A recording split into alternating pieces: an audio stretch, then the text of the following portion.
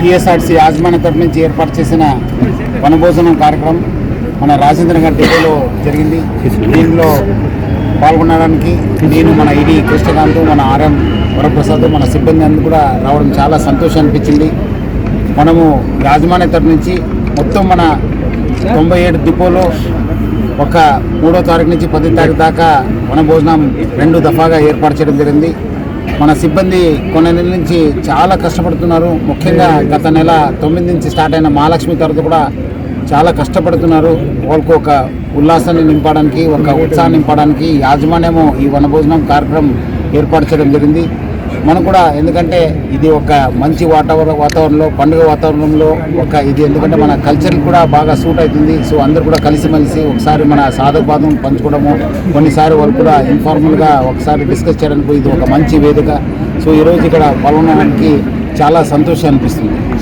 PRC విషయంలో మీరు ఇబ్బంది పడుతున్నారు.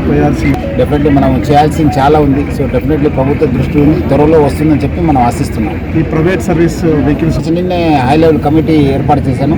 సో ఐ థింక్ 2-3 రోజులు నాకు నివేదిక రావడం జరుగుతుంది. దాన్ని ఒకసారి స్టడీ చేసి ప్రభుత్వ దృష్టి కూడా తీసుకెళ్ళి మనము మినిస్టర్ గారి దృష్టి. మహాలక్ష్మి పథకం ఎట్లా ఉంది? ఆల్మోస్ట్ దాదాపు ఇప్పటిదాకా 7 కోటి మహిళలు ట్రావెల్ చేయడం జరిగింది. సో ముఖ్యంగా వాళ్ళందరూ కూడా నేను పేరుగా అభినందిస్తున్నాను, ధన్యవాదాలు తెలుపుతున్నాను.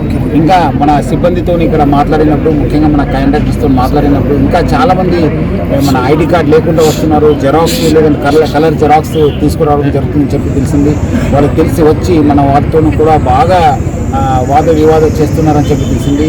మహిళలందరూ కూడా కోరుతున్నాను, ఆడపిల్లలందరూ కూడా కోరుతున్నాను, 3rd జనరల్ వరకు మీరు వచ్చే ముందు మీ ఆధార్ కార్డుని తీసుకురావాల్సింది ఒరిజినల్, లేదంటే మీకు టికెట్ పే చేయాల్సి వస్తుంది. ఎందుకంటే ఇంకా చాలామంది వస్తున్నారు, ప్లస్ పాత ఫొటోస్ కూడా తీసుకొస్తున్నారు, కొంతమంది తారుమారు కూడా తీసుకొస్తున్నారు.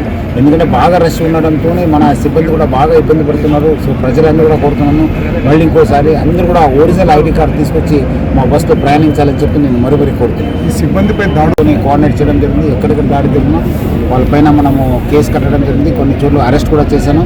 మళ్ళీ కొంత చోట్ల కూడా వాళ్ళపైన రౌడీ షీట్ కూడా ఓపెన్ చేయడం జరుగుతుంది. Thank you.